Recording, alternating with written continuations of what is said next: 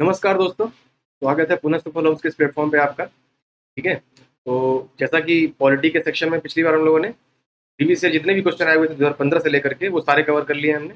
और मुझे पूरा विश्वास है कि उससे बाहर क्वेश्चन नहीं जाएंगे, क्योंकि हमने उस क्वेश्चन के अलावा जितने डायमेंशन हो सकते थे उसको भी कवर कर लिया है। ठीक है, उसी तरह से हम लोग बायोलॉजी सेक्शन पे आए हुए हैं।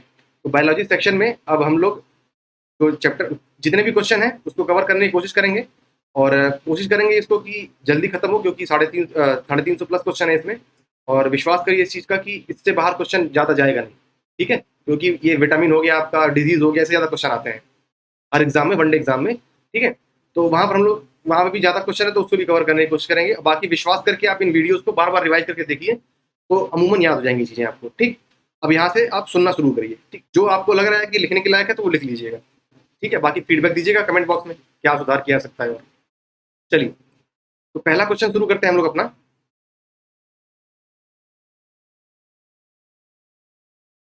एक सेकंड रुकिए।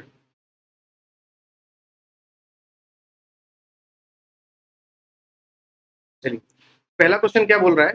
पहला क्वेश्चन बोल रहा है कि प्रोटीन्स छोटे बिल्डिंग ब्लॉक से बने होते हैं जिन्हें किस नाम से जाना जाता है। सिंपल सी बात है, अमीनो एसिड के नाम से जाना जाता है। ठीक है, प्रोटीन जो होते हैं अमीनो एसिड बॉन्ड से बंधे होते हैं।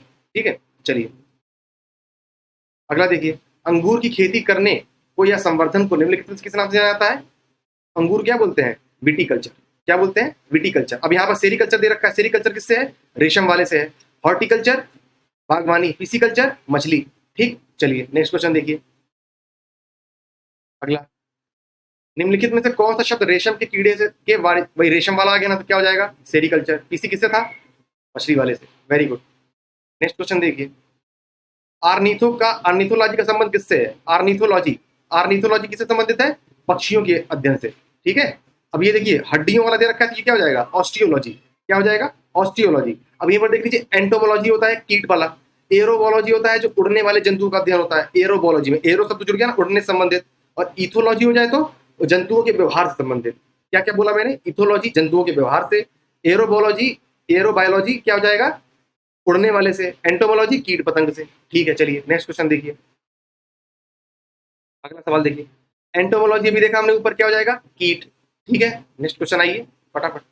ज्यादा कुछ है नहीं, से फटाफट कर लेंगे। ठीक है, देखिए जैसे यहाँ पर विज्ञान की शाखा का ट्यूमर वाला क्या है, ट्यूमर क्यों है, अंकोलॉजी। ट्यूमर हो गया, कैंसर हो गया, किसमें आता है, अंकोलॉजी में आता है। ऑस्ट्रियोलॉजी हमने देख लिया ऊपर, हड्डी। एनाटॉमी मानव शरीर से। यूरोलॉजी जो हम लोग जैसे पेशाब से संबंधित जितनी बीमारियां होती हैं उसमें क्या बोलते हैं, यूरोलॉजी बोलते हैं। जैसे बोलते हैं ना कि हॉस्पिटल में जाएंगे तो इससे संबंधित बीमारी है तो यूरोलॉजी में चले जाइए, यूरोलॉजी डिपार्टमेंट में। हार्ट से संबंधित कार्डियोलॉजी डिपार्टमेंट में चले जाइए। ठीक है, इस तरह चीजें होती हैं, तो वो याद रखिएगा। ठीक, चलिए अगला क्वेश्चन क्या है। जीव की आंतरिक संरचना, रुकिएगा देखिए। तो जीव की आंतरिक संरचना का अध्ययन करने वाला शास्त्र क्या कहलाता है, शरीर संरचना विज्ञान। क्या कहलाता है, शरीर संरचना विज्ञान। अब यहाँ देखिए, तुरंत मानव विज्ञान नहीं करना है। क्यों मानव विज्ञान नहीं करना है, क्योंकि मानव विज्ञान में हम लोग मानव के उद्भव और विकास की चीज पढ़ते हैं। कृषि विज्ञान क्या हो जाएगा, कृषि के बारे में। एग्रोलॉजी मिट्टी के बारे में। ठीक है, चलिए अगला क्वेश्चन। आठवां क्वेश्चन बोल रहा है, चींटियों के अध्ययन को क्या कहते हैं। चींटियों के अध्ययन को बोलते हैं हम लोग मर्मिकोलॉजी। क्या बोलते हैं, मर्मिकोलॉजी। ठीक है, अब नीमेटोलॉजी क्या होता है, नीमेटोलॉजी होता है निमेटोड से संबंधित। ठीक है, नीडोलॉजी, नीडोलॉजी क्या होता है, नीडोलॉजी आपका हो जाएगा जो पक्षियों के घोंसले, हमने अर्निथोलॉजी पढ़ा था ना उसमें पक्षियों के बारे में, तो यहाँ पर नीडोलॉजी उनके घोंसले से संबंधित अध्ययन को नीडोलॉजी। जैसे हार्पेटोलॉजी है, यहाँ पर हार्पेटोलॉजी हो जाएगा सरीसृप जो उभयचर प्राणी होते हैं ना, सरीसृप के, रेप्टाइल हो गए या उभयचर हो गए, इन सब चीजों के अध्ययन को क्या बोलते हैं, हार्पेटोलॉजी बोलते हैं। मर्मेकोलॉजी क्या हो गया अपना, चींटियों के अध्ययन को कहते हैं मर्मिकोलॉजी। निमेटोलॉजी निमेटोड। ठीक, अगला क्वेश्चन देखिए। अगला क्वेश्चन जो है, घाव का अध्ययन क्या कहलाता है। घाव का अध्ययन क्या कहलाता है, ट्रोमेटोलॉजी। क्या बोलते हैं इसको, ट्रोमेटोलॉजी। अभी कैरोलॉजी दे रखा है यहाँ पर, ये सौंदर्य से संबंधित है, कैरोलॉजी। अब एंकोलॉजी देखा था ना, ट्यूमर और कैंसर वाला संबंधित। ठीक है, और डर्मेटोलॉजी त्वचा। डर्मेटोलॉजी क्या हो जाता है, त्वचा। जैसे स्किन डिजीज होता है ना, कई बार इन्फेक्शन होता है तो डर्मेटोलॉजी डिपार्टमेंट चले जाइए। ये सब चीजें ध्यान रखिएगा वहां से। अगला क्वेश्चन देखिए। पीडियाट्रिक्स निम्नलिखित में से किसके अध्ययन से संबंधित है। पीडियाट्रिक्स, पीडियाट्रिक्स जो है वो शिशु शिशु रोग से संबंधित है। ठीक है, हृदय रोग, कार्डियोलॉजी समझे, अस्थि रोग वाला ऑस्टियोलॉजी। ठीक है, चलिए तो अगला चैप्टर शुरू हो रहा है अपना, नेक्स्ट चैप्टर क्या, कोशिका सिद्धांत, संरचना और कार्य। ठीक है, चलिए। अच्छा, कमेंट बॉक्स में बताइएगा कोशिका सिद्धांत दिया किसने था। वीडियो रोक करके आइए बता दीजिए कमेंट बॉक्स में कि कोशिका सिद्धांत किसने दिया था। ठीक है, चलिए। देखिए, पहला सवाल बोल रहा है इसमें कि माइटोटिक सेल डिवीजन के किस चरण में क्रोमोसोम एक दूसरे से पृथक हो जाते हैं। ठीक है, माइटोटिक सेल डिवीजन क्या होता है, देखिए सेल साइकिल के दो, एक इंटरफेस होता है, एक माइटोटिक सेल डिवीजन होता है। माइटोटिक में ये सब आता है, मेटाफेज, एनाफेज, प्रोफेज, टेलोफेज। ठीक है, तो एनाफेज में क्या होता है, देखिए यही होता है, क्रोमोसोम एक दूसरे से पृथक हो जाते हैं एनाफेज वाले चरण में। ठीक है, चलिए। साइटोकिनिन जो होता है, जो एक तरह से पूरा जब अलग हो जाता है, तब वो जो फॉर्म बनता है उसको साइटोकिनिन बोल देते हैं। चलिए, नेक्स्ट क्वेश्चन देखिए इसमें।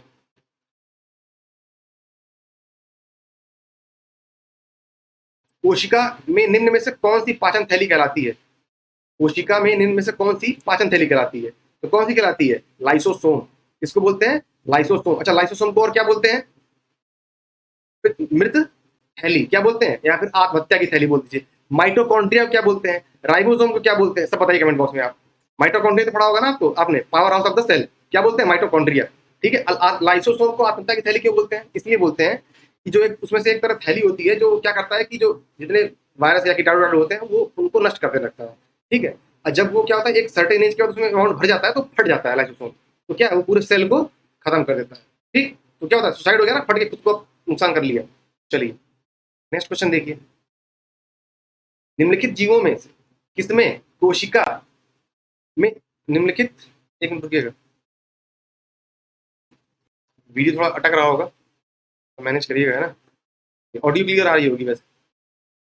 देखिए क्या है, निम्नलिखित जीवों में से किसमें कोशिका की अच्छी तरह से व्यवस्थित न्यूक्लियस नहीं पाया जाता है, तो किसमें नहीं पाया जाता है, किसमें नहीं पाया जाता है। अब देखिए यहाँ पर एक चीज समझ लीजिए क्या, कि अगर आपसे कभी पूछे कि व्यवस्थित न्यूक्लियस किसको बोलते हैं, देखिए दो तरीके होते हैं, एक प्रोकैरियोटिक होता है, एक यूकैरियोटिक होता है। क्या होता है, अकेंद्रीय और सकेंद्रीय, सुकेंद्रीय। अकेंद्रीय उसको प्रोकैरियोट बोलते हैं, उसको एक यूकैरियोट बोलते हैं। अकेंद्रीय और सुकेंद्रीय। अकेंद्रीय मतलब जिसमें केंद्रिका जो है न्यूक्लियस जो सही से डेवलप ना हो पाया हो या तो ना हो। ठीक है, और जो सुकेंद्रीय है मतलब इसमें न्यूक्लियस है, डेवलप हो रखा है। तो एक चीज ध्यान रखिए, यहाँ सवाल देखने से पहले सबसे ध्यान रखना है, सिर्फ जो चीजों में, कैसे, एक बैक्टीरिया में, आर्किया में, सिर्फ दो में, बैक्टीरिया और आर्किया में ही प्रोकैरियोट पाया जाता है। प्रोकैरियोट है ये लोग, बाकी क्या है, सब यूकैरियोट है। ठीक है, तो एक यहाँ आंसर क्या हो जाएगा, बैक्टीरिया, और एक क्या हो जाएगा, आर्किया। ठीक, बाकी एंटी अमीबा, हाइड्रा, स्पाइरोगोरा, ये सब में क्या होता है, यूकैरियोट होते हैं ये। ठीक है, चलिए अगला क्वेश्चन देखिए। अगला चैप्टर ऊतक, क्या है, ऊतक। ठीक है, पहला क्वेश्चन क्या बोल रहा है, पौधे अपने पोषक तत्व मुख्यतः कहाँ से प्राप्त करते हैं, मिट्टी से। कहाँ से, मिट्टी से प्राप्त करते हैं। ठीक है, चलिए, जैसे पोटेशियम हो गया है ना, ये सब चीजें कहाँ से प्राप्त करते हैं, मिट्टी से। नेक्स्ट क्वेश्चन देखिए। फ्लोएम एक ऊतक है, क्या काम कर, किसमें पाया जाता है, फ्लोएम किसमें पाया जाता है, पौधों में। ठीक है, अब पौधों में कहाँ, जड़ में, तना में, पत्ती में, सब जगह पाया जाता है। अब फ्लोएम का काम, फ्लोएम होता है, जाइलम होता है। फ्लोएम का क्या, जाइलम देखिए, पहले जाइलम देखिए, जाइलम समझ लीजिए। जाइलम में क्या लिखा है, जौ से क्या होता है, जल। तो जाइलम का काम होता है जल पहुंचाना, फ्लोएम का क्या होता है, खनिज पदार्थों को पहुंचाना। ठीक है, चलिए अगला क्वेश्चन देखिए। 16 नंबर, पादप कोशिका भित्ति निम्नलिखित में से किससे बनी होती है। पादप कोशिका भित्ति सेलुलोज से बनी होती है, सेलुलोज और पेक्टिन से बनी होती है। तो यहाँ पर ऑप्शन क्या, पेक्टिन नहीं है, सेलुलोज है, तो सेलुलोज आपका आंसर हो जाएगा। ठीक है, चलिए नेक्स्ट क्वेश्चन देखिए। एक पौधे की पत्ती में किस प्रकार की कोशिकाएं, एक पौधे की पत्ती में किस प्रकार की कोशिकाओं में क्लोरोफिल रहता है। पैरेंकाइमा प्रकार की कोशिकाओं में क्लोरोफिल पाया जाता है। ठीक है, चलिए नेक्स्ट क्वेश्चन देखिए।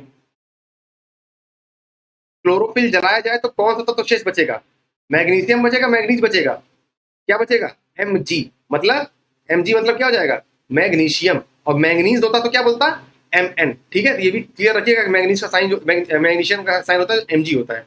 ठीक है, चलिए ध्यान रखिएगा। अगला क्वेश्चन देखिए, जैविक अणु, लिपिड, प्रोटीन, न्यूक्लिक अम्ल। ठीक है, तो इसमें क्वेश्चन में क्या है, पहला, निम्नलिखित में किसे हमारे शरीर के मूल खंड के नाम से जाना जाता है, किसे जाना जाता है, प्रोटीन को। हमारे बिल्डिंग ब्लॉक के नाम से जाना जाता है प्रोटीन को। ठीक है, चलिए, और हमारा जो बॉडी है उसमें लगभग 15% प्रोटीन पाया जाता है। अच्छा, प्रोटीन कमी से कौन सा रोग होता है, सूखा रोग, क्वाशी यॉर्कर, ये भी फेमस क्वेश्चन है। क्वाशी यॉर्कर किस के कमी से होता है, तो किस कमी से, प्रोटीन कमी से होता है। सूखा रोग तो समझ ही रहे हैं। ठीक है, चलिए अगला क्वेश्चन देखिए। पर्याप्त मात्रा में कार्बोहाइड्रेट प्राप्त करने के लिए व्यक्ति को पर्याप्त मात्रा में क्या करना चाहिए? भोजन तो खाना ही चाहिए, चावल खाना चाहिए। क्या खाना चाहिए? चावल। अच्छा देखिए, कार्बोहाइड्रेट में एक चीज बताइए कि कार्बोहाइड्रेट में कार्बन, हाइड्रोजन, ऑक्सीजन का रेशियो क्या होता है? कार्बोहाइड्रेट में कार्बन, ऑक्सीजन और नहीं देखिए, CO2,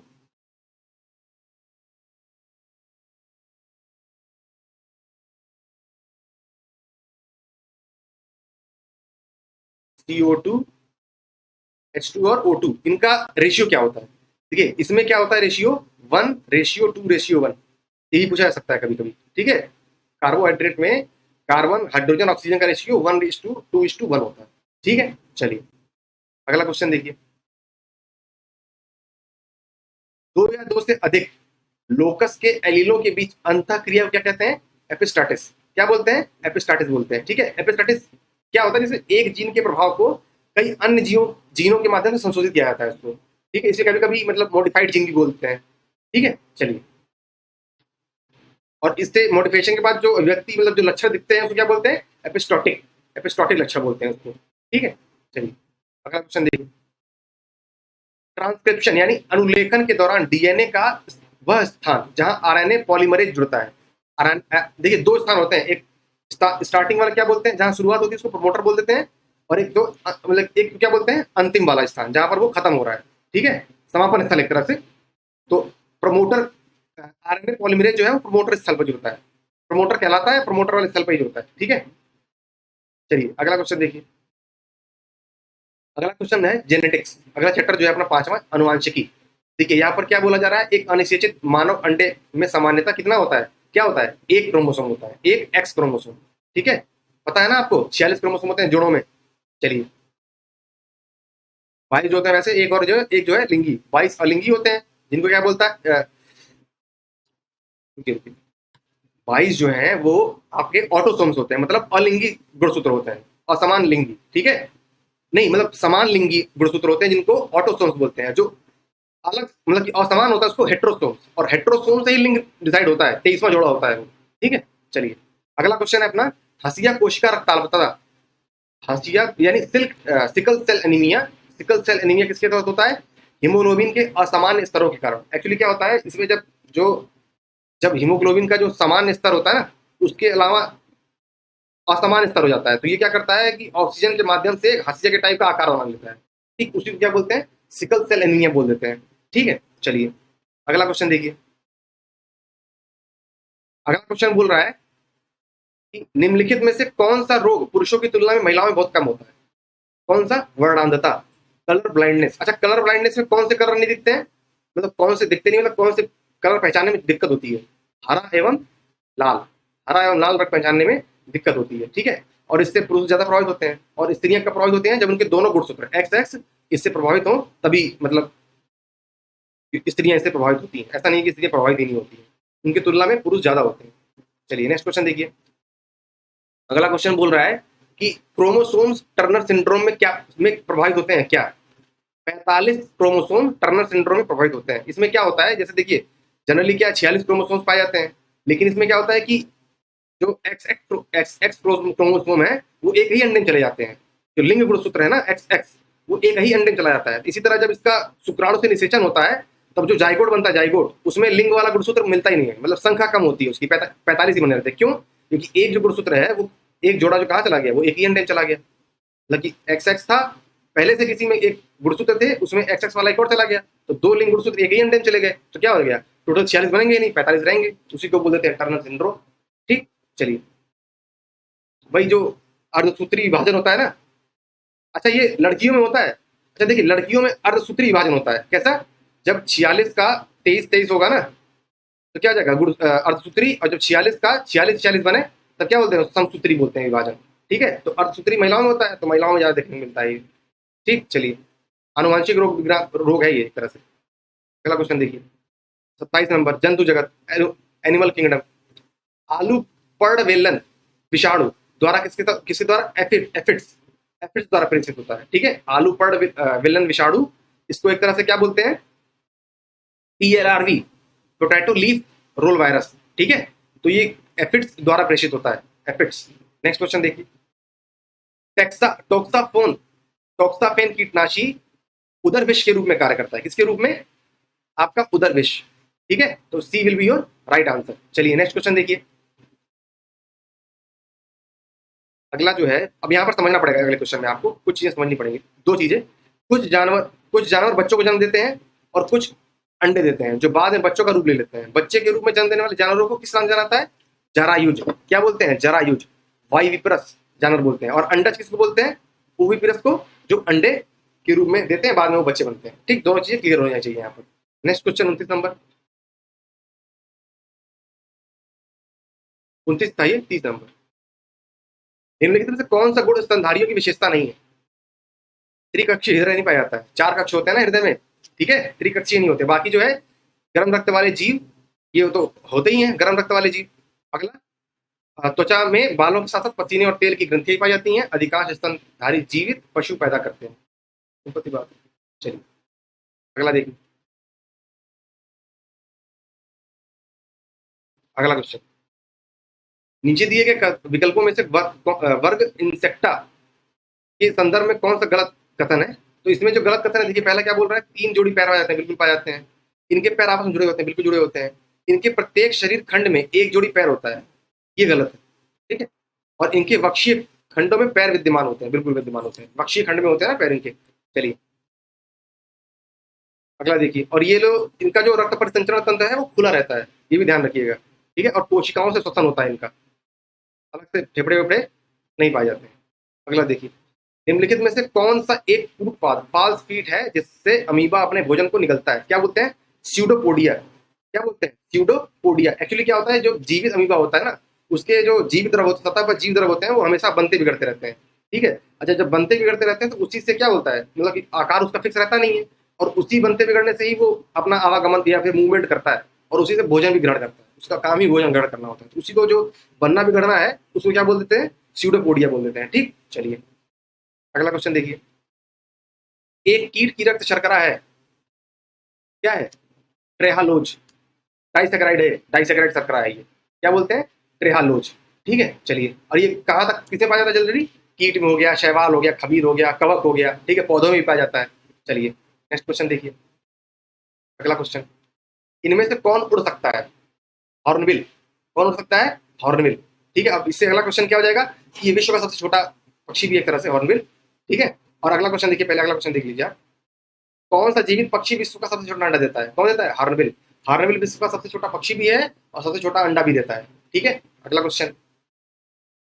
रेगिस्तान का जहाज, ऊंट भाई साहब। रेगिस्तान जहाज किसको बोलते हैं? ऊंट को। चलिए अगला क्वेश्चन देखिए। निम्नलिखित में से कौन सा संसार का सबसे अधिक तीव्रता से काटता है? ठीक है, अभी क्या होगा, बिच्छू सोचेंगे कुछ लोग, भारतीय कोबरा सोचेंगे, लेकिन क्या है? पनामा की दीमक। पनामा की जो दीमक है वो जो है सबसे तेज काटती है। ठीक है, चलिए अगला क्वेश्चन देखिए। निम्नलिखित पशुओं में से कौन सा पशु स्तनपायी प्राणी समूह का नहीं है? इसमें कौन हो जाएगा?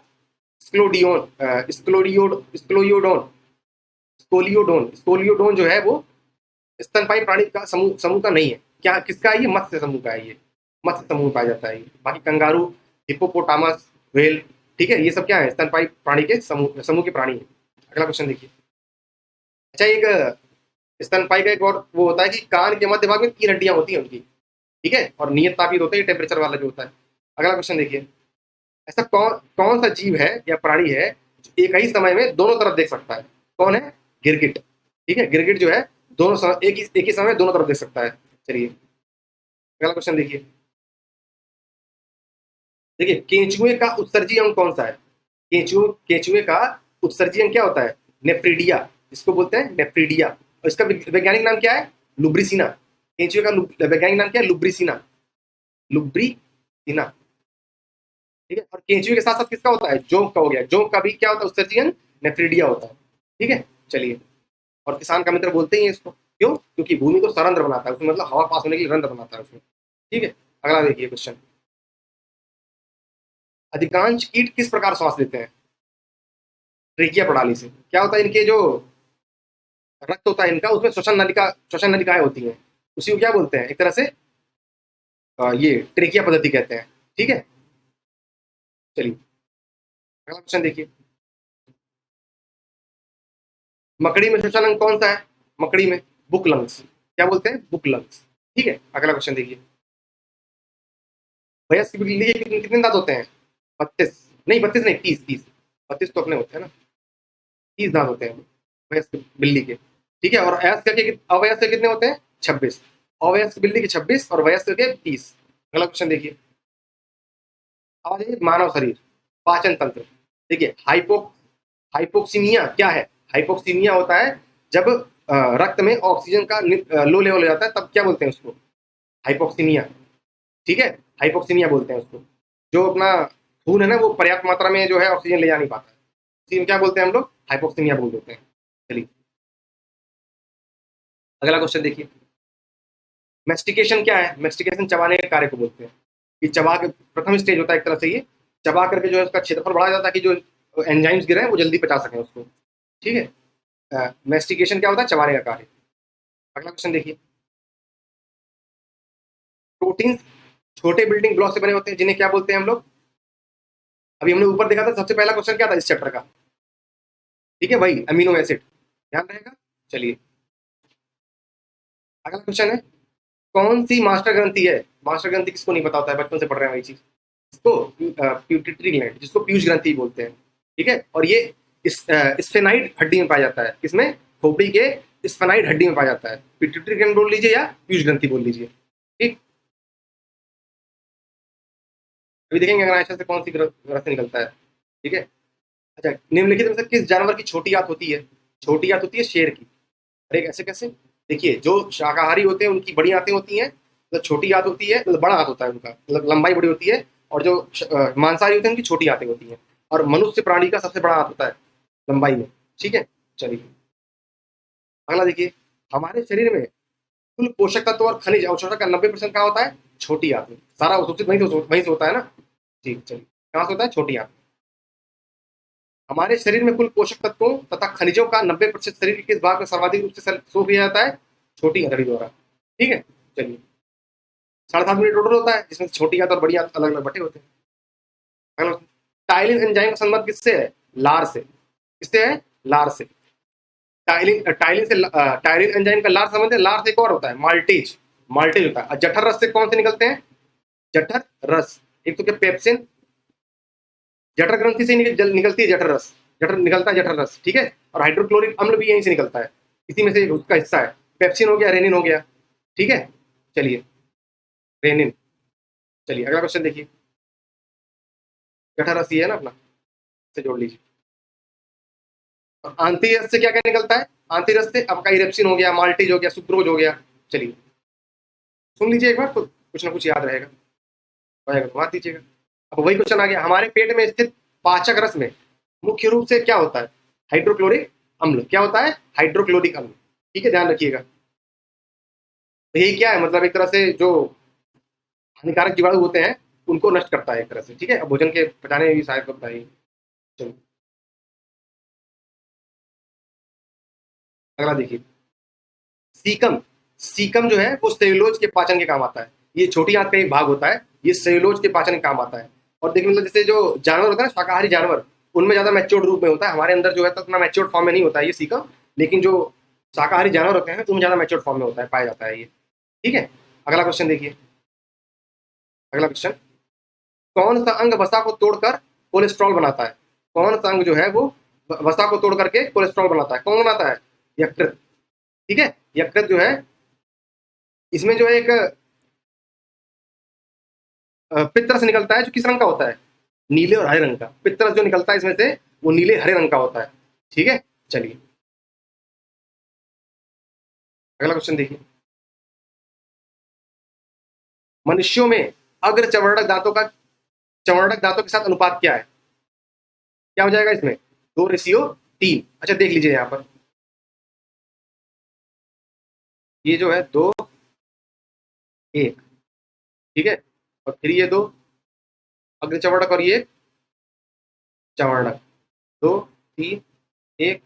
तो ये क्या हो गया? एक रदनक हो गया। और ये अगला जो एक काटने वाले दो होते हैं ना आगे वाले, वो हो गए। ये रदनक हो गया, ये अग्र चवर्णक हो गया, ये चवर्णक हो गया। तो इन दोनों का पूछा था, तो ये 2:3 हो जाएगा। ठीक, अगला क्वेश्चन देखिए, निम्नलिखित में कौन सा विकल्प शरीर का सबसे बड़ा आंतरिक भाग है? कौन है सबसे बड़ा आंतरिक भाग? कौन सा जाएगा? जिगर यानी यकृत। यकृत तो क्या बोलते हैं, जिगर ही बोल देते हैं। सबसे बड़ा आंतरिक भाग है शरीर का, ठीक है, जो दाईं और पसलियों के नीचे होता है, पसलियों के नीचे दाईं और वहीं होता है, ठीक है। चलिए, ये मतलब जो अंदर जाते हैं हम लोग, सारा छान पीन के वही बराबर करता है, मतलब साफ करता है, पितरस स्रावित होता है यहाँ से। अगला क्वेश्चन, किस अंग के भीतर पित्ताशय स्थित है? पित्ताशय कहाँ स्थित है? अभी देखा ना आपने, कहाँ पर? यकृत। यकृत के नीचे जो होता है वही नाशपाती के आकार का होता है, नाशपाती के आकार का, ठीक है, तो वही पित्ताशय वहीं पर स्थित होता है, पितरस उससे निकलता है। अब देखिए भोजन, अगला क्वेश्चन है, भोजन को चबाने वाले दांत कौन से प्रकार के होते हैं? चवर्ण। कौन से होते हैं? चवर्ण, ठीक है। रदंग देख लिया आपने, एक होता है, एक जबड़े की एक साइड देखा तो, ठीक है। अगला क्वेश्चन देखिए, निम्नलिखित अंगों में कौन सा अंग पित्तरस का स्राव करता है? निम्नलिखित अंगों में से कौन सा अंग पित्तरस का स्राव करता है भाई साहब? यकृत, ठीक है, पित्तरस निकालता है, पित्ताशय में जाकर के वो बैठ जाता है। हमने शायद ऊपर पित्तरस बोल दिया कि पित्ताशय से निकलता है, यकृत से निकलता है, पित्ताशय में इकट्ठित होता है, इकट्ठा होता है, ठीक है। अगला देखिए, अगला है रुधिर परिसंचरण तंत्र। क्या है? रुधिर परिसंचरण तंत्र। अब देखिए, किस रक्त समूह को सर्वाधिक दाता कहा जाता है? किसको कहा जाता है? ओ समूह को। और सर्वाधिक ग्राही ए बी समूह को। और ये विभाजित किस आधार पर होते हैं? ये एंटीजन और एंटीबॉडी के आधार पर इनको बांटा जाता है, ठीक है। चलिए, रक्त समूह प्रणाली की खोज किसने की थी? कार्ल लैंडस्टीनर ने। किसने? कार्ल लैंडस्टीनर ने। चलिए, टोटल कितने होते हैं? ए बी बी ओ, ठीक है। चलिए, अगला क्वेश्चन देखिए, अगला क्वेश्चन है, आरबीसी का जीवन काल लगभग कितना होता है? 120 दिन, ठीक है। डब्ल्यूबीसी का बताइएगा, अभी आएगा क्वेश्चन, डब्ल्यूबीसी का ही बताना पड़ेगा, ठीक है। चलिए, अगला देखिए, रुधिर कणिकाओं के भाग हैं ये तीन। रुधिर कणिका, एक आरबीसी होता है, एक हो जाता है डब्ल्यूबीसी, और एक प्लेटलेट्स, ठीक है, प्लेटलेट्स। चलिए, अगला क्वेश्चन देखिए, अच्छा ये बताइए, आरबीसी का निर्माण कहाँ होता है? आरबीसी का निर्माण कहाँ होता है? अस्थि मज्जा में। कहाँ होता है? अस्थि मज्जा में, ठीक है। और इसका मतलब मृत्यु कहाँ होती है? प्लीहा में। जनरली प्लीहा पढ़ते हैं आप, लेकिन यकृत ध्यान रखिएगा, इसीलिए इसको आरबीसी की कब्रगाह बोलते हैं, ठीक है। चलिए, और हत्या की थैली लाइसोसोम, याद है ना? बिल्कुल। चलिए, अगला क्वेश्चन देखिए, रक्त रक्त लाल दिखाई देने का कारण क्या होता है? हीमोग्लोबिन। इसी में हीमा एक वो पाया जाता है, उसकी वजह से ये लाल होता है, ठीक है। हीमोग्लोबिन के कारण रक्त लाल दिखाई देता है। चलिए, और डब्ल्यूबीसी में हीमोग्लोबिन होता नहीं है, इसलिए वो सफेद होता है। अगला क्वेश्चन, हीमोग्लोबिन लाल रक्त कोशिकाओं के अंदर का एक प्रोटीन है, या निम्नलिखित में किसका वहन करता है? ऑक्सीजन का। यही जो है ऑक्सीजन, हीमोग्लोबिन ही ऑक्सीजन लेकर जाता है, जो प्लाज्मा जो होता है, प्लाज्मा जो लिक्विड फॉर्म होता है, वो अपने जो एक तरह से खनिज जो पोषक तत्व होते हैं वो सब उन सबको ले जाता है बॉडी में, ठीक है। चलिए, अगला देखिए, अच्छा यहाँ पर ओजोन का फॉर्मूला बताइए जरा, ओजोन का केमिकल फॉर्मूला बताइएगा आप, है ना, कमेंट बॉक्स में। अगला देखिए, 64 नंबर क्वेश्चन, रक्त के माध्यम से गुर्दे में प्रवेश करता है क्या? वृक्क धमनी।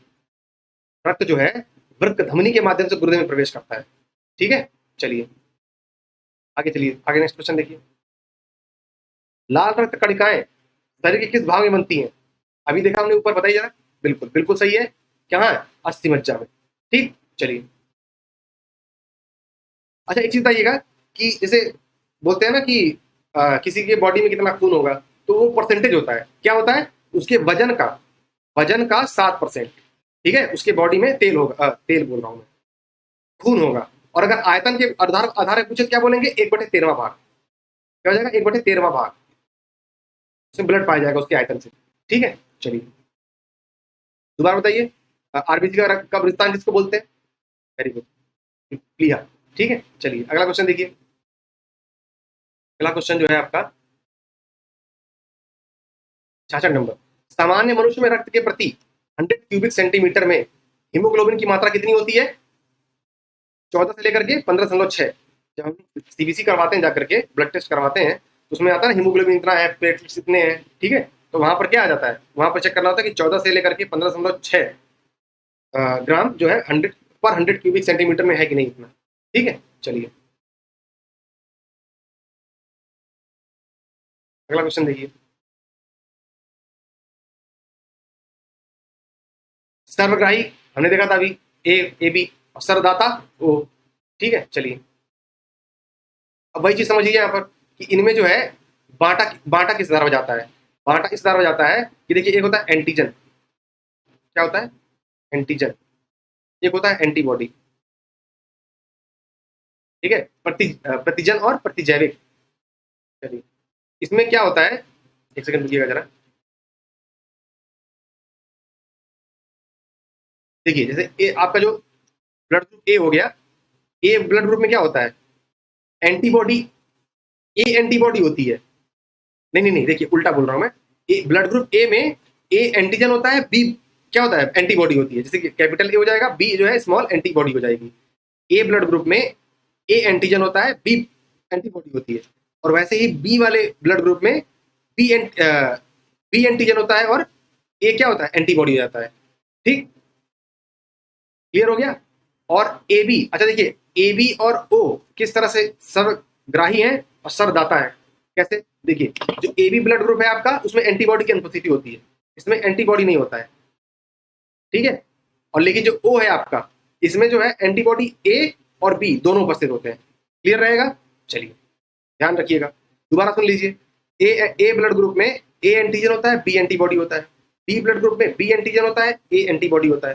ठीक है, और ए बी में एंटीबॉडी होते ही नहीं है, ओ में ए एंटीबॉडी और बी एंटीबॉडी दोनों उपस्थित होते हैं। ठीक, चलिए अगला क्वेश्चन देखिए 68 नंबर। मानव शरीर में रक्त संचार तंत्र की खोज करने वाला प्रथम व्यक्ति कौन था। रक्त संचार तंत्र अलग खोजा है और रक्त समूह कौन खोजा था, Landsteiner, Karl Landsteiner खोजे थे। और इसको कौन खोजा था, विलियम हार्वे। रक्त संचार तंत्र की खोज कौन किया था, विलियम हार्वे। ठीक है, यहाँ से दोस्तों थोड़ा माफ कर दीजिएगा, लाइट जाने की वजह से कैमरा ऑन नहीं हो पाएगा। ठीक है, तो यहाँ से क्वेश्चन नंबर से हम लोग आगे बढ़ते हैं। तो 69 नंबर क्वेश्चन है, बोल रहा है रक्तचाप किस पर निर्भर करता है। देखिए सिस्टोलिक बल, हृदय निर्गम, परिधीय प्रतिरोध। पहले ये बताइए कि मनुष्य का औसत रक्तचाप कितना होता है।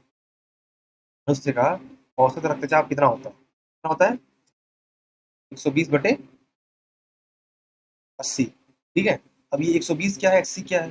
देखिए एक होता है प्रकुंचन, क्या होता है प्रकुंचन, एक होता है प्रसारण। जो प्रकुंचन होता है इसको इंग्लिश में बोलते हैं सिस्टोलिक प्रेशर, है ना, सिस्टोलिक बल। और जो प्रसारण होता है इसको क्या बोलते हैं, डायस्टोलिक बल। ठीक है, तो जो 120 है ये है सिस्टोलिक यानी प्रकुंचन बल, और जो 80 है आपका ये है प्रसारण बल। ठीक है, बाकी परिधीय प्रतिरोध है ना, पेरिफेरल रेजिस्टेंस, और ये हृदय निर्गम जो है, ये सब जो है इसके लिए मतलब एक तरह से कारण है रक्तचाप के लिए। ठीक है, चलिए अगला क्वेश्चन देखिए। रक्त का पीएच मान क्या है, ये बहुत बार आया हुआ, अभी यहाँ पर ही 2-3 बार दिखेगा। क्या है 7.4। अच्छा 7.4 है तो क्या हो जाएगा इसमें, गुड़, क्षारी हो जाएगा। ये क्या हो जाएगा, क्षारी। ठीक है, 7 से ऊपर क्षारी, 7 से नीचे अम्लीय। Very good. अगला क्वेश्चन, रुधिर का पीएच होता है कितना। रुधिर का पीएच होता है, ये दिखा ना आपने, 7.4 है तो यहाँ पर क्या निकटतम मान चल रहा है, 7.3 to 7.5। ठीक, अगला क्वेश्चन देखिए। रक्त का सामान्य पीएच कितना होता है। रक्त का सामान्य पीएच 7.4, देखा रिपीट हो रहा है ना क्वेश्चन। चलिए अगला क्वेश्चन, रक्त के बारे में हमने क्या देखा था अभी, जब 7.4 है तो 7 से ऊपर है, तो 7 से ऊपर होने में क्या हो जाता है, ये क्षारी हो जाता है। तो यहाँ आंसर क्या हो जाएगा, B will be your right answer. ठीक है, चलिए अगला क्वेश्चन देखिए 74 नंबर। मानव प्लीहा को नियंत्रित करता है क्या। मानव प्लीहा को रक्त का आयतन नियंत्रित करता है। ठीक है, ह्यूमन स्प्लीन। ठीक, ये पेट के जो है ऊपरी हिस्से में होता है। ठीक है, वही। और देखिए मनुष्यों में जो प्लीहा होता है ना, उसका रंग क्या किस रंग का होता है, मनुष्यों में प्लीहा का रंग बैगनी होता है। क्या होता है, बैगनी। ठीक, नेक्स्ट क्वेश्चन देखिए। अगला बोल रहा है, वही सवाल, ये भी फेमस क्वेश्चन है, one of the favourite question है ये। मनुष्य में लाल रुधिराणु का जीवन काल कितना होता है, 120 दिन। अभी तक आपने बताया नहीं डब्ल्यूबीसी का कितना मतलब एक तरह से जीवन काल होता है। ठीक है, 2 से 5 दिन होता है। ठीक है, डब्ल्यूबीसी का रंग कैसा होता है, सफेद होता है। क्यों, क्योंकि उसमें हीमोग्लोबिन नहीं पाया जाता। अगला क्वेश्चन, निम्नलिखित में से किसकी सहायता से रक्त द्वारा ऑक्सीजन ले जाई जाती है। इसकी सहायता से, लोहित कोशिकाओं से। किसके द्वारा से, लोहित कोशिकाओं। अभी इसको वही लोहित कोशिकाओं के लिए क्या बोल देंगे, रेड ब्लड सेल्स। ठीक है, चलिए। और यही मतलब आरबीसी के थ्रू ही बॉडी में ऑक्सीजन जाती है, और जो ब्लड में प्लाज्मा होता है उसके तहत जो पोषक तत्व होते हैं, जो खनिज हम लोग की बॉडी में उपलब्ध होते हैं, या फिर जो भोजन से मिलता है हमें पाचन के बाद, वो उसके थ्रू जाता है। ठीक।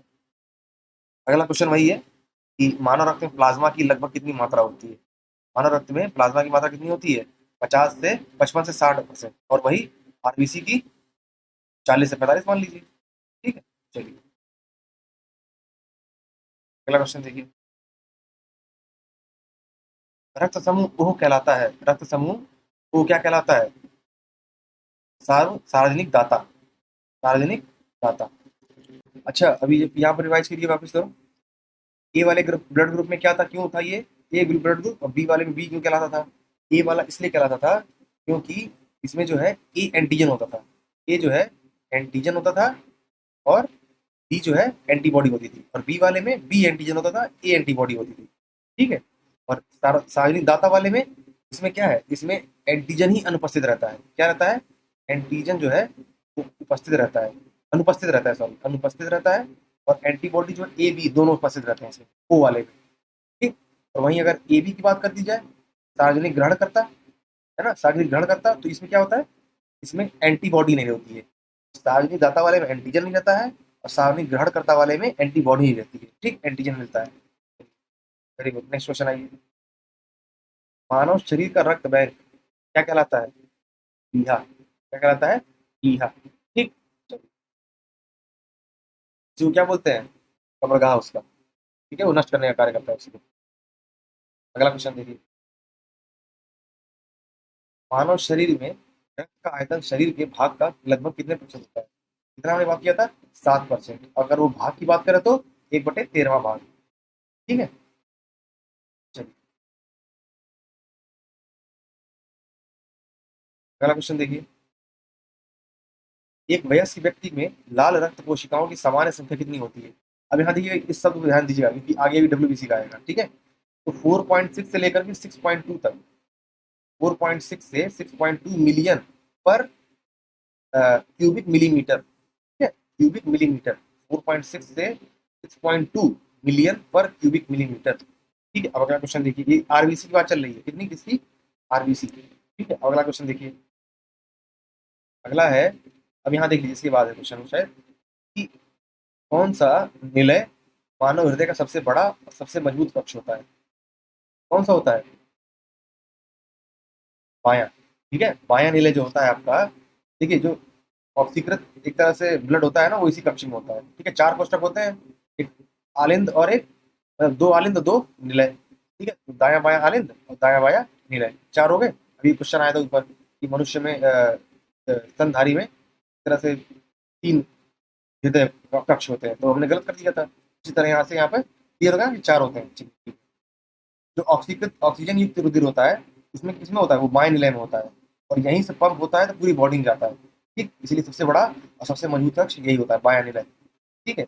अच्छा, एक क्वेश्चन बताइए यहाँ पर, क्वेश्चन ये है कि शुद्ध खून किससे जाता है।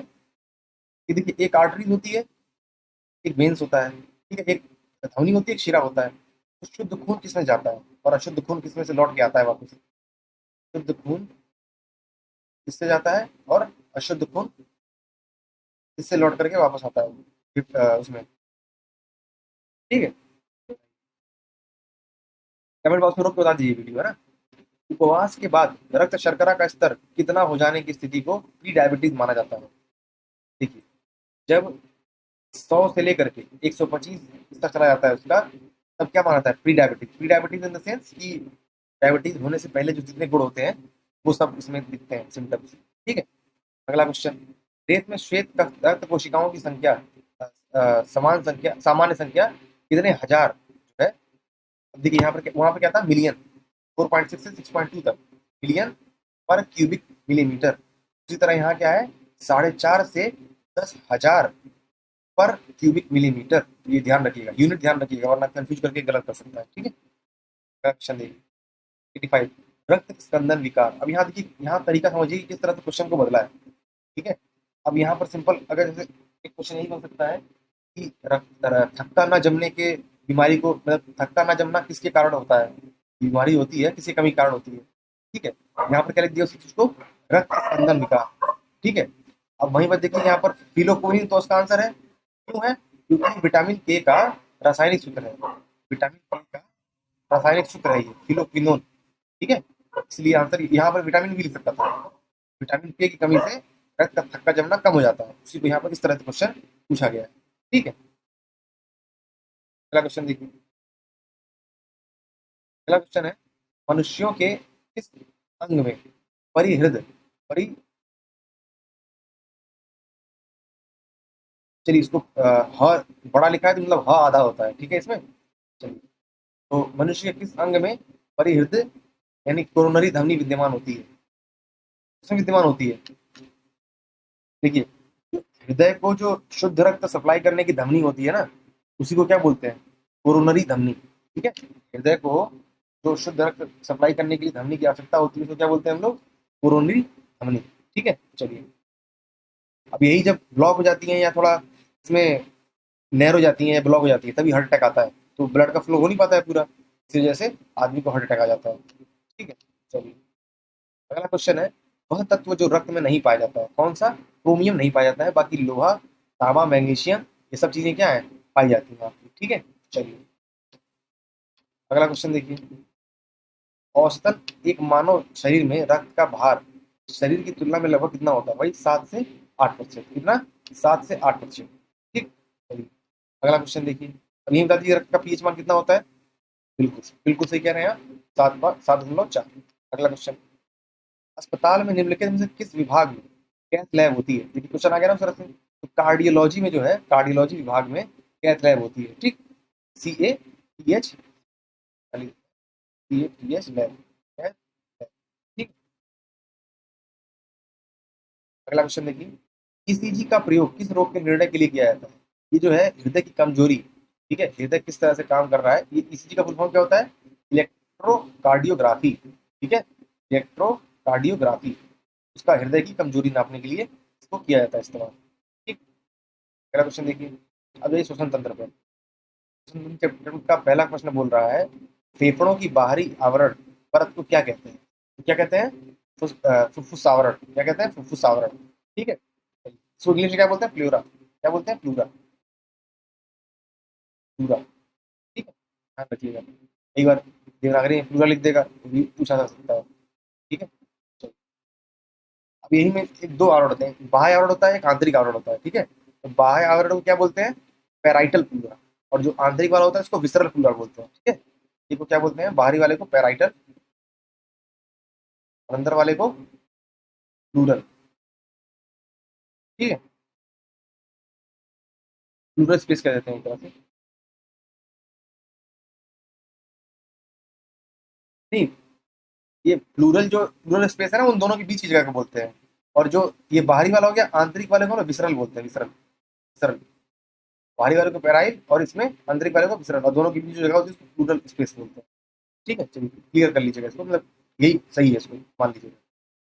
निम्नलिखित में से कौन सा हृदय की धड़कन और श्वसन को नियंत्रित करता है, कौन करता है, मेडुला ऑब्लागेंटा। ठीक है, ये आपके मस्तिष्क में सबसे पीछे होता है, वहीं से ये नियंत्रित होती है, हृदय की धड़कन, श्वसन। ठीक है, उपापचय हो गया आपका, है ना, रक्त का दाब हो गया। ठीक, ये सब चीजें वहीं से नियंत्रित होती है। अगला क्वेश्चन देखिए, 93 नंबर, ऊर्जा का सिक्का, पॉइंट ऑफ एनर्जी किसे कहते हैं, एटीपी कहते हैं। ठीक है, ये एनर्जी का एक रूप है, एटीपी क्या है, एनर्जी का रूप है। ठीक, अब इसका फुल फॉर्म क्या होता है, एडिनोसिन ट्राइफॉस्फेट, क्या होता है, एडिनोसिन ट्राइफॉस्फेट। ठीक, एडिनोसिन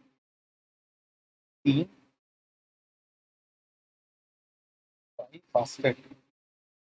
ठीक है, चलिए, अब इसको पॉइंट ऑफ एनर्जी क्यों बोलते हैं, क्योंकि ये क्या करता है, एक पदार्थ से एनर्जी को दूसरे पदार्थ में ट्रांसफर कर देता है। ठीक है, चलिए, तो ये श्वसन के माध्यम से ऊर्जा बनती है ये वाली। अगला क्वेश्चन देखिए। अगला है, निम्नलिखित में से कौन सी प्रक्रिया एक जीव में ऊर्जा उत्पन्न करती है, क्या है, श्वसन जो है जीवों में ऊर्जा उत्पन्न करती है। ठीक है, चलिए, अगला क्वेश्चन देखिए।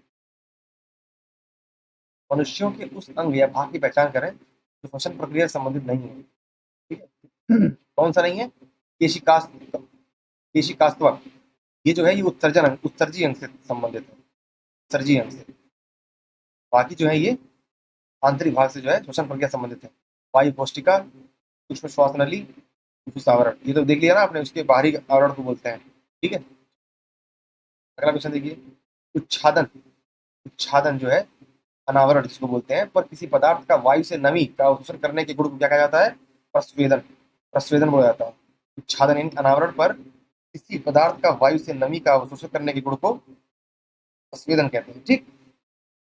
अगला प्रश्न देखिए, उत्सर्जन तंत्र आ गया। अगला चैप्टर जो है अपना सर्जन तंत्र। ठीक है। पहला क्वेश्चन क्या बोल रहा है अपना? अनुचित त्वचा स्वच्छता के कारण ऐसा क्या होता है जिससे त्वचा में संक्रमण हो जाता है? क्या होता है? पसीने की ग्रंथियों के छिद्रों का बंद होना। ठीक है, clogging of opening the sweet glands. ठीक है, ध्यान रहेगा इस चीज का। जब भी स्किन में इन्फेक्शन होता है, वो पसीने की ग्रंथियां जो होती है ना, छिद्र, वो बंद हो जाती है या जाम हो जाती है, उसी वजह से इन्फेक्शन होता है। ठीक है। चलिए अगला क्वेश्चन देखिए, त्वचा की सबसे ऊपरी परत को क्या कहते हैं? त्वचा की सबसे ऊपरी परत को क्या कहते हैं?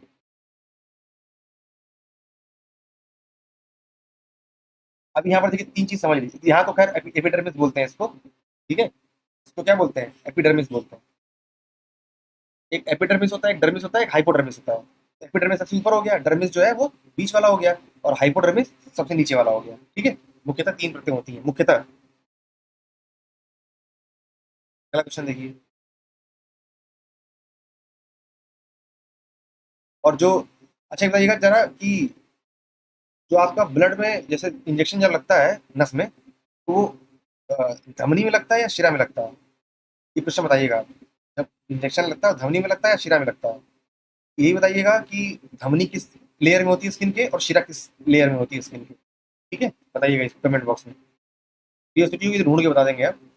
हाँ तो ठीक, चलिए। सेकंड लास्ट क्वेश्चन क्या बोल रहा है, मतलब और भी कर लेंगे, फिर सेटअप कर लेंगे हम लोग इसको। प्रत्येक गुर्दे में बड़ी संख्या में निस्पंदन इकाइयां पाई जाती हैं, जिन्हें क्या बोलते हैं हम लोग? जिन्हें बोलते हैं नेफ्रॉन। क्या बोलते हैं? नेफ्रॉन। ठीक है। सवाल दोबारा पढ़ लीजिए। प्रत्येक गुर्दे में बड़ी संख्या में निस्पंदन इकाइयां पाई जाती हैं, जिन्हें हम लोग क्या बोलते हैं? नेफ्रॉन। ठीक। चलिए, अगला क्वेश्चन देखिए, अति निस्पंदन और पुनः अवशोषण प्रक्रिया किस दौरान होती है? अति स्पंदन, अति निस्पंदन और पुनः अवशोषण प्रक्रिया किस दौरान होती है? ये जो है मल त्याग और मूत्र निर्माण के दौरान होती है। कब? मल त्याग और मूत्र निर्माण के दौरान। ठीक है। चलिए, ध्यान रखिएगा इस चीज। अगला क्वेश्चन, किडनी अर्थात गुर्दे में रक्त निम्नलिखित में से किस माध्यम से प्रवेश करता है? किडनी अर्थात गुर्दे में रक्त निम्नलिखित में से किस माध्यम से प्रवेश करता है? ये अंत, ये क्या है? अंत प्रकोष्ठिका धमनी, है ना, अल्नक धमनी जो है उसके माध्यम से ये प्रवेश करता है। ठीक है। चलिए अगला क्वेश्चन देखिए, मनुष्यों में यूरिया किसमें बनता है? सिंपल सी बात है, यकृत में। और फिर उसका उसमें जो एक्चुअली क्या होता है, इसमें जो अनावश्यक अमीनो अम्ल होते हैं ना, यकृत उसको यूरिया बदल देता है। ठीक है। चलिए,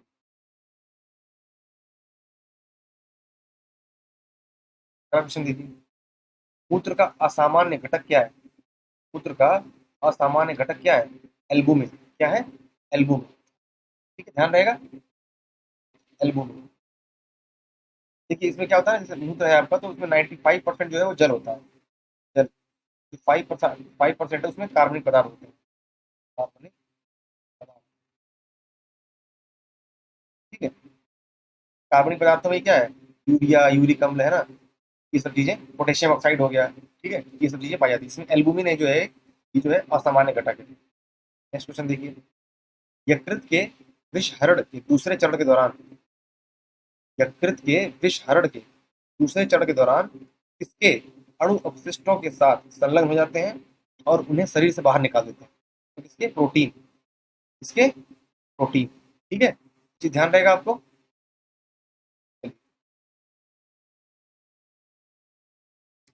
एक्चुअली क्या है ना, यकृत करती क्या है, जैसे अमोनिया को, जैसे जैसे मान लीजिए प्रोटीन विघटन हुआ, उसके बाद जो विषैले अमोनिया होते हैं ना, उसको यूरिया में कन्वर्ट कर देती है। ठीक है, फिर उसको उत्सर्जन करके बाहर निकल जाता है वो। ठीक। अब जैसे मान लीजिए कि एक तो इसमें क्या बनता है ना, एक फाइब्रिनोजन करके प्रोटीन बनता है, फाइब्रिनोजन। ठीक है, जो रक्त को थक्का बनाने में मदद करता है ना। इसीलिए मानते हैं, जैसे जहर भी खाता, जहर खा के जिसकी मृत्यु होती है, उसकी जब भी जांच होती है ना पोस्टमार्टम में, तो उसका यकृत के द्वारा ही जांच किया जाता है। ठीक। और यकृत आपको पता ही है, शरीर का सबसे बड़ी ग्रंथि है वो, उसका वजन कितना है, लगभग 1.5 से 2 किलो। 1.5 से 2 केजी जो है इसका वजन माना जाता है। ठीक है। और ये शरीर की सबसे बड़ी ग्रंथि है। ठीक। ध्यान रहेगा ये चीजें। चलिए, तो आई होप जिसे 105 नंबर से हम लोग नेक्स्ट क्लास में करेंगे। ठीक है। उम्मीद है इसमें काफी चीज सीखने को मिलेंगी आपको, और इतने क्वेश्चन ही अगर आप रिवाइज कर लेते हैं पूरे, और ये याद हो जाते हैं आपको, तो पर्याप्त है।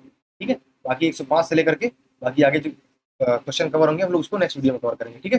Thank you so much for joining this session. I hope आपको कुछ ना कुछ सीखने को जरूर मिला होगा, और जो भी फीडबैक हो कमेंट बॉक्स में जरूर दें कि क्या सुधार किया जा सकता है और क्या कैसे और बेहतर किया जा सकता है। ठीक है। Thank you so much.